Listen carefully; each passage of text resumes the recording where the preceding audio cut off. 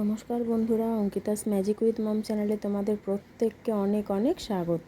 তো আশা করি যে যেখানে আছো খুব ভালো আছো। আমরাও এখন খুব ভালো আছি। কি বলো তো, বাচ্চার শরীর খারাপ থাকলে মায়েরও মনটা কষ্ট থাকে। তো মেয়ে যখন ঠিক হয়ে গেছে আমিও অনেক খুশি আছি, আমিও খুব ভালো আছি গো। তো দেখতেই পাচ্ছ সকালবেলা চলে এসেছি। কি বলো তো, অঙ্কিতার বাবা তো রোজই পুজো দেয়, আমি দিই না, কিন্তু আমি প্রত্যেক দিন সকালবেলা একটা করে গা ধুয়ে ধূপ দেখাই ঠাকুরের কাছে। গা হাত পা পরিষ্কার করে তো আমি ধূপ দিই। আর দেখি আজকে যে আমাদের যে টগর ফুলের গাছটা আছে বাড়ির পিছন দিকে, গাছেতে না বেশ অনেকগুলো ফুল ফুটে রয়েছে। এবার অঙ্কিতার বাবা তো ওদিকে যায় না। আমি কি করলাম, আমি দেখে আমি আর লোভ সামলাতে পারলাম না, আমি ফুলগুলোকে তুলে নিয়ে এলাম। নিজেদের গাছের ফুল বলো না, কত ভালো লাগে না যে গাছ থেকে ফুল তুলে ঠাকুরের কাছে দিতে। আমি অমনি কী করেছি, সাথে সাথে ফুলগুলোকে তুলে নিয়ে এসেছি। তুলে নিয়ে এসে সাদা টগর ফুল আর প্রত্যেকটা ঠাকুরের কাছে মানে ওই একটা দুটো করে দিয়ে দিচ্ছি। এবার কি, মেয়েও তো স্কুলে যাবে, মেয়ের জন্য রান্না বসিয়ে দিয়েছি এদিকে। আজকে যেহেতু শনিবার, তো দুপুরে চলে আসবে, কিন্তু কিছু তো খেয়ে যাবে। ও মুড়ি তো খেতে চায় না, তোমরা সবাই জানো। ওই জন্য একটু ভাতও বসিয়ে দিয়েছি, যে আলু সিদ্ধ অন্তত দিয়ে ঘি দিয়ে ভাতটা খেয়ে যেতে পারবে। তো আমি পুজোটা এখানে দিয়ে নিচ্ছি, ধূপটা দেখিয়ে নেওয়ার পরেতে। তো অঙ্কিতার বাবা আজকে আমাকে সকালবেলাই বললো আমি কিন্তু আজকে দেরি করে বেরোবো, তাই রান্নার অতটা তাড়াতাড়ি ছিল না। ওই জন্য আমি শুধুমাত্র ভাতটা বসিয়ে দিয়ে এখানে ঠাকুরের কাছে চলে এসেছি। একটু সময় লাগলো এখানে করতে। তারপরে মেয়ে ওদিক থেকে চিৎকার দিচ্ছে, ও মা আমার কাছে আসো, আমার কাছে আসো করে। কি বলো তো, নামেই বড় হয়েছে, কিন্তু বাচ্চা বুদ্ধিটা এখনও রয়ে গেছে। অনেকটাই বড় হয়ে গেছে, কিন্তু তার মধ্যেও বাচ্চা বুদ্ধিটা ওর কমেনি। এই কি, মাকে তো সবসময় ওর সাথেই তাল দিতে হবে। আর এখানে কি জানো বলো তো, আমি পুজোটা দিই না রোজ, মানে পুজো আমি দিই না, তার কারণ হচ্ছে আর একটা বিশেষত্ব রয়েছে। অঙ্কিতার বাবার হচ্ছে আমার পুজো দেওয়াটা পছন্দ হয় না। উনি একটু গুছিয়ে টুছিয়ে দেয় তো, আর আমার ওনার মনের মতো করে দেওয়াটা হয়ে ওঠে না। মানে উনি ভাবে যে আমি দিতে পারছি না, ওই জন্য আমি আর দিই না। ঠিক আছে তুমি দাও। আর আমার সকালবেলাটা খুব একটা হয়ে ওঠে না, আর স্নানটাও আমার রোজ হয়ে ওঠে না সকালবেলাটা। সকালবেলা কাজের তাড়াহুড়ো থাকে তো, তাই আমার স্নানটা হয়ে ওঠে না। কেন, বাবা বেরোবে, মেয়ে বেরোবে, সবাই একসাথে, একটু আমার সমস্যা হয়ে যায়। আর পুজোটা এখানে আমি ধূপ দেখিয়ে আমি রান্নার কাছে চলে এসেছি। এখানে উচ্ছে ভাজা না, ভেন্ডি ভাজা হচ্ছে, আর আমার বেগুন ভাজা হয়ে গেছে। ভেন্ডি আজকে বেশি কিছু রান্না করিনি, করবো না বেশি কিছু রান্না। ফ্রিজে একটু আগের দিনের সবজি রয়েছে জানো তো। এই দেখো, বেগুন ভাজা আর ঢ্যাঁড়স ভাজাটা আমার হয়ে গেছে। আর আমি আর অঙ্কিতা একটা জিনিস খেতে খুব পছন্দ করি, বেগুন সর্ষে পোস্ত দিয়ে ঝাল, পুরো একদম মাছের মতো করে। ও পছন্দ করে, আমিও পছন্দ করি খুব।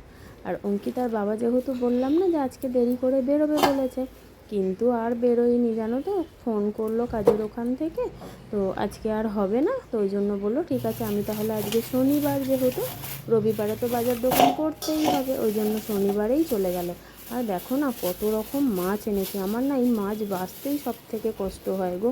কষ্ট মানে বিরক্ত লাগে, একেবারে গেলে পুরো একেবারে মানে মনে হয় যেন বাজারটাকেই তুলে নিয়ে চলে এসেছে। আর আমাদের সবাই না মাছ খেতে খুব পছন্দ করে, মানে মাছে ভাতে বাঙালি বলে না, সেটা হচ্ছে আমাদের বাড়িতে সবাই মাছের খুব ভক্ত। আর বাজারে গেলে উনি একেবারে একরকম মাছ আনলে ওনার হয় না, পছন্দ হয় না, একেবারে অনেক রকমের মাছ আনে। আর আমি জানি না যে বাজারে গেছে, তাহলে আমার পছন্দের মাছটা একটুখানি বলে দিতাম। আর আমি জানিও না, আমি লাস্টে ফোন করলাম যে কোথায় তুমি, তখন বলছে আমি বাজারে, মানে প্রায় বাজার থেকে চলে এসেছে। আর এখানে দেখো রুই মাছের প্যাকেটটা এমনভাবে গিট্টি পড়ে গেছে, আমি খুলতেই পারছি না, শেষকালে ছিঁড়েই দিলাম প্যাকেটটাকে। পুরো বড় গামলার এক গামলা মাছ হয়েছে জানো তো। এই মাছ বাছতে বাছতেই আমার প্রায় 1.5 ঘন্টা মতো কেটে গেল। আমাদের কলের জলও চলে গেছিলো জানো। আর কলের জল তো আমাদের টাইমে টাইমে আসে, এবার আমাদের তো জলের ট্যাঙ্কি নেই, একটু সমস্যা হয়। আমি আবার জল টল ভরে রেখে দিয়েছিলাম। এখানে মাছের ডিমও এনেছে অনেকটা, তাহলে অনেকগুলো মাছ নিয়ে এসছে। এত মাছ তো একদিনে খাবো না, রেখে রেখেই খাবো। আজকে কয়েকটা মাছ করব, কয়েকটা মাছ করে নেব আজকে। আর কেন আমি মাছগুলো সব বেছে ধুয়ে ফ্রিজে রাখি বলো তো। বেছে ধুয়ে না রাখলে না, এক তো ফ্রিজে আমার আমার ভালো লাগে না ফ্রিজে এমনি মাছ রেখে দিতে, তারপরে সেই একদম পাথরের মতো জমাট বেঁধে যায়, ভালো লাগে না। পরের দিন আর বাছা হয় না। এই দেখো মাছগুলো আমি ধুয়ে বেছে নিয়ে চলে এসেছি, সব মাছ। এই দেখো বাজার কত কিছু বাজার করে এনেছে। এখানে এনেছে পাট শাক, তার সাথে হচ্ছে তোমার কত বড় বড় আম এনেছে। মেয়ে দেখেই আনন্দে আত্মহারা হয়ে যাবে জানো তো। আমগুলো অনেক বড় বড় সাইজ। তোমরা ফোনে দেখছো বলে, ক্যামেরাতে দেখছো বলে তোমরা হয়তো বুঝতে পারবে না, কিন্তু আমগুলো অনেক বড় বড় সাইজ। আর এখানে এই দেখো বেগুনগুলো কি ছোট ছোট, কিন্তু বেগুনের কি দাম এখন যেন, প্রচুর দাম। এসে বাজার থেকে এসে বলছিল, এই যে চাল কুমড়ো একটা। তো তোমরা তো দেখলে বাজার থেকে কত কিছু এসেছে আজকে, মানে কাঁচা সবজি বলো, শাক বলো, সব কিছুই এসেছে। আর মাছ তো দেখলে, মাছ বাছতে বাছতে আমার হালাত খারাপ হয়ে গেল। অনেকক্ষণ থেকে মাছ বাছতে শুরু করেছি, মানে এই মাত্র শেষ হলো। এত মাছ। আর তারপরে না, অত মাছ বাজলে কি হচ্ছে বলো তো, আমার বেশ অনেক দিন আগে থেকেই দেখছি অনেক মাছ একসাথে ধোয়া বাছা করলে শরীরটা অস্থির হয়ে যাচ্ছে, কেমন একটা বমি বমি ভাব চলে আসছে একেবারে, অত তো ওই জন্য। তো যাই হোক, আজকেই তো ওর বাবা বাজারে গেছিলো, অঙ্কিতার বাবা, তো একেবারে সবটা নিয়ে চলে এসেছে। ওখানে তো করকম মাছ, 4-5 রকমের মাছ ছিল, তোমরা দেখেইছো। তো চলো, আজকের ভিডিওটা এই পর্যন্তই। আমার এখনও মাছ রান্না হবে, বাকি সমস্ত কিছু হয়ে গেছে, কিন্তু মাছটা এখনও রান্না করতে হবে। তো আজকের ভিডিওটা আর বড় করব না। কেমন লাগলো ভিডিওটা অবশ্যই কমেন্ট করে জানিও। আজকের মতো বিদায় নিচ্ছি। তো টাটা, সবাই ভালো থেকো, সুস্থ থেকো, সাবধানে থেকো, আর অবশ্যই আমাদের পাশে থেকো।